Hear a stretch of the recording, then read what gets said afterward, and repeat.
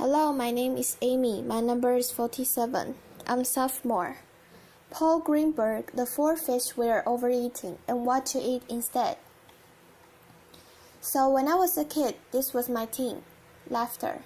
I stunk at sports. I didn't like to play them. I didn't like to watch them. So this is what I did. I went fishing, and for all of my growing up, I fished on the shores of Connecticut. And these are the creatures that I saw on a regular basis. But after I grew up and I went to college, and I came home in the early 90s, this is what I found.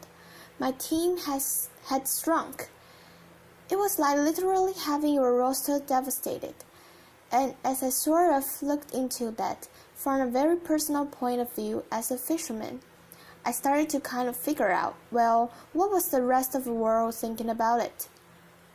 First place I started to look was fish markets, and when I went to fish markets, in spite of where I was, whether I was in North Carolina or Paris or London or wherever, I kept seeing this weirdly repeating trope of four creatures again and again on the menus: on ice, shrimp, tuna, salmon, and cod. And I thought this was pretty strange. And as I looked at it, I was wondering, did anyone else notice this sort of shrinking of the market? Well, when I looked into it, I realized that people didn't look at it as their thing. Ordinary people, the way they look at seafood was like this. It's not an unusual human characteristic to reduce the natural world down to very few elements. We did it before, 10,000 years ago, when we came out of our caves. If you look at 5 pits from 10,000 years ago, you'll see raccoons, you'll see, wolves, you'll see all kinds of different creatures. But if you telescope to the age of, 2,000 years ago, you'll see these 4 mammals: pigs, cows, sheep, and goats. It's true of birds too. You look at the menus in New York City restaurants 150 years ago, 200 years ago, you'll see snipe, woodcock, grouse, dozens of dogs, dozens of geese. But telescope ahead to the age of modern animal husbandry, and you'll see 4: turkeys, ducks, chicken, and geese. So it makes sense that we've headed in this direction. But how have we headed in this direction? Well, first, it's a very, very new problem. This is the way we've been fishing the oceans over the last 50 years. World War II was a tremendous incentive to arm ourselves in the war against fish. All the technology that we perfectly during World War II. Sonar, lightweight polymers, all these things were redirected towards fish. And so you see this tremendous build-up in fishing capacity, quadrupling in the course of time from the end of World War II to the present time. And right now, that means we're taking between 80 and 90 million metric tons out of the sea every year. That's the equivalent of the human weight of China taken out of the sea every year. And it's no coincidence that I use China as an example because China is now the largest fishing nation in the world. Well, that's only half the story. The other half of the story is this incredible boom in fishing, farming, and aquaculture, which is now only in the last year or two starting to exceed the amount of wild fish that we produce. So that if you add wild fish and farmed fish together, you get the equivalent of 2 Chinas created from the ocean each and every year. And again, it's not a coincidence that I use China as an example, because China, in addition to being the biggest catcher of fish, is also the biggest farmer of fish. So let's look, though, at the 4 choices we're making right now. The first one, by far the most consumed seafood in America and in much of the West, is shrimp. Shrimp is wild as a wild product. It's a terrible product. 5, 10, 15 pounds of wild fish are regularly killed to bring 1 pound of shrimp to the market. They are also incredibly fuel inefficient to bring to the market. In a recent study that was produced out of Dalhousie University, it was found that dragging for shrimp is one of the most carbon-intensive ways of fishing that you can find. So you can farm them, and people do farm them, and they farm them a lot in this very area. Problem is the place where you farm shrimp is in these wild habitats, in mangrove forests.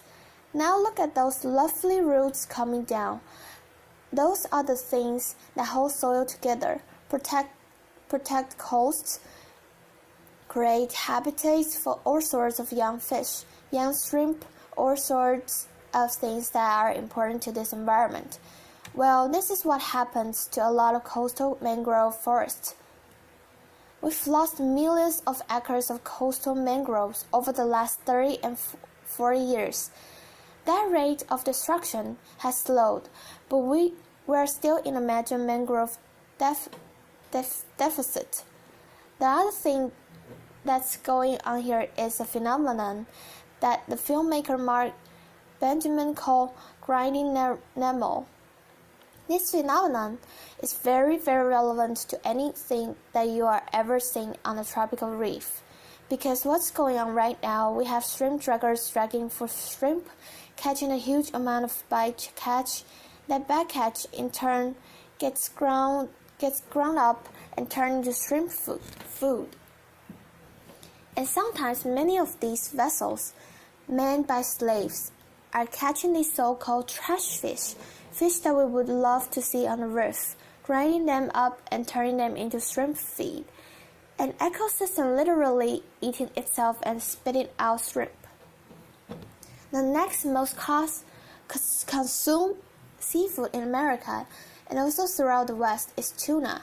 So tuna is this ultimate global fish. These huge management areas have to be observed in order for tuna to be well managed. Our own management area, called a Regional Fisheries Management Organization, is called ICAT, the International Commission for the Conservation of Atlantic Tunas. The great naturalist Carl Safina once called it the international conspiracy to catch all the tunas. Of course, we've seen incredible improvement in ICAT in the last few years. There is total room for improvement, but it remains to be said that tuna is a global fish, and to manage it, we have to manage the globe. Well, we could also try to grow tuna, but tuna is a spectacularly bad animal for aquaculture. Many people don't know this because tuna are warm-blooded. They can heat their body 20 degrees above ambient temperature. They can swim at over 40 miles an hour, so that pretty much eliminates all the advantages of farming a fish, right? A farmed fish is cold-blooded. It doesn't move too much. That's a great thing for growing protein. But if you've got these crazy wild creatures that swims at 40 miles an hour and heats its blood, not a great candidate for agriculture. The next creature most consumed seafood in America and throughout the West is salmon. Now salmon got its plundering too, but it didn't really necessarily happen through fishing. This is my home state of Connecticut. Connecticut used to be home to a lot of wild salmon. But if you look at this map of Connecticut, every dot on that map is a dam. There are over 3,000 dams in the state of Connecticut. I often say this is why people in Connecticut are so uptight. Laughter. If somebody could just unblock Connecticut's sea, I feel that we could have an infinitely better world. But I made this particular comment at a convention once of national park officers, and this guy from North Carolina sidled up to me. He said, "You oughtn't be so hard on your Connecticut, 'cause we here in North Carolina we got 35,000 dams. So it's a natural epidemic, it's an international epidemic. And there are dams everywhere, and these are precisely the things that stop wild salmon from reaching their spawning ground. So as a result, we've turned to agriculture, and salmon is one of the most successful, at least from a number point of view. When they first started farming salmon, it could take as many as 6 pounds of wild fish to make a single pound of salmon. The industry has, to its credit, greatly improved. They've gotten it below 2 to 1, although it's a little bit of cheap. Because if you look at the way agriculture feed is produced, they're measuring pellets, pounds of pellets per pound of salmon. Those pellets are in turn reduced fish, so the actual what's called the FIFO, the fish in and the fish out. Kind of hard to say, but in any case, credit to the industry, it has lowered the amount of fish per pound of salmon. Problem is, we've also gone crazy with the amount of salmon that we're producing. Agriculture is the fastest growing food system on the planet. It's growing at something like 7% per year, and so even though we're doing less per fish to bring to the market, we're still killing a lot of these little fish. And it's not just fish that we're feeding fish to, we're also feeding fish to chickens and pigs. So we've got chickens and they're eating fish, but weirdly we also have fish that are eating chickens, because the byproducts of chicks, feathers, blood, bone, get ground up and fed to fish. So I often wonder, is there a fish that ate a chicken that ate a fish? It's sort of reworking of the chicken and egg thing. Anyway, laughter. Altogether, though, it results in a terrible mess. What you're talking about is something between 20 and 30 million metric tons of wild creatures that are taken from the ocean and used and ground up. That's the equivalent of a third of a China, or of an entire United States of humans that's taken out of the sea each and every year. The last of the four is a kind of amorphous thing. It's what the industry call whitefish. There are many fish that get cycled into this whitefish thing, but the way to kind of tell the story, I think, is through that classic piece of American culinary innovation, the filet-o fish sandwich. So the filet-o fish sandwich actually started as halibut. And it started because a local franchise owner found that when he served his McDonald's on Friday, nobody came. Because it was a Catholic community, they needed fish. So he went to Ray Kroc and he said, "I'm going to bring you a fish sandwich, going to be made out of halibut." Ray Kroc said, "I don't think it's going to work. I want to do a hula burger, and there's going to be a slice of pineapple on the bun. But let's do this. Let's have a bet. Whoever sandwich sells more, that will be the winning sandwich." Well, it's kind of sad for the ocean that the hula burger didn't win. So he made his halibut sandwich. Unfortunately, though, the sandwich came in at 30 cents. Ray wanted the sandwich to come in at 25 cents. So he turned to Atlantic code. We all know what happened to Atlantic code in New England. So now the filet-o fish sandwich is made out of Alaska pollock. It's the largest fin fishery in the United States. 2 to 3 billion pounds of fish taken out of the sea every single year. If we go through the pollock, the next choice is probably going to be tilapia. Tilapia is one of those fish nobody ever heard of 20 years ago. It's actually a very efficient converter of plant protein into animal protein, and it's been a godsend to the third world. It's actually a tremendously sustainable solution. It goes from an egg to an adult in 9 months. The problem is that when you look about the West, it doesn't do what the West wants to do. It really doesn't have what's called an oily fish profile. It doesn't have the EPA and DHA omega-3s that we all think are going to make us live forever. So what do we do? First of all, what about this poor fish, the cupaids? The fish that represent a huge part of that 20 to 30 million metric tons. Well, one possibility that a lot of conservationists have raised is, could we eat them? Could we eat them directly instead of feeding them to salmon? There are arguments for it. There are tremendously few efficient to bring to market, a fraction of the fuel cost of, say, shrimp, and at the very top of the carbon efficiency scale. They also are omega-3 rich, a great source for EPA and DHA. So there is a potential, and if we went to go down that road, what I would say is, instead of paying a few bucks a pound or a few bucks a ton really and making it into acre feed, could we have the catch and double the price for the fishermen and make that our way of treating these particular fish? Other possibility though, which is much more interesting, is looking at bivalves, particularly mussels. Now, mussels are very high in EPA and DHA. They are similar to canned tuna. They are also extremely fuel efficient. To bring a pound of mussels to market is about 1/13 of the carbon that's required to bring beef to market.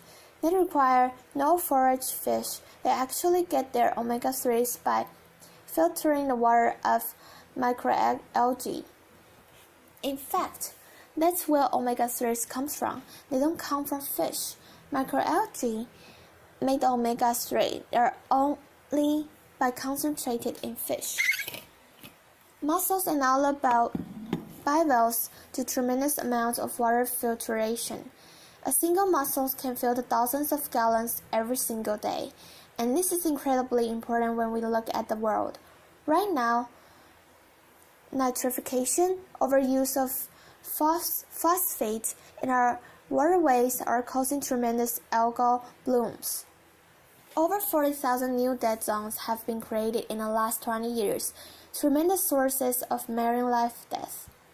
We also could look at not a fish at all. We could look at vegetable. We could look at seaweed, the kelps, all these different varieties of things that can be high in omega-3s, can be high in proteins, tremendously good things. They filter the water just like mussels do, and weirdly enough, it turns out that you can actually feed this to cows. Now, I'm not a big fan of cattle, but if you wanted to keep growing cattle in a time and place where water resources are limited, you are growing seaweed in the water. You don't have to water it. Major consideration. And the last fish is a question mark. We have the ability to create agricultured fish that creates a net gain of marine protein for us. This creature would have to be vegetarian. It would have to be fast-growing. It would have to be adequatable to a changing climate, and it would have to have the oily fish profile, that EPA, DHA, omega-3s, fatty acid profile that we're looking for. This exists kind of on paper. I have been reporting on this subject for 15 years. Every time I do a new story, somebody tells me, we can do all that, we can do it.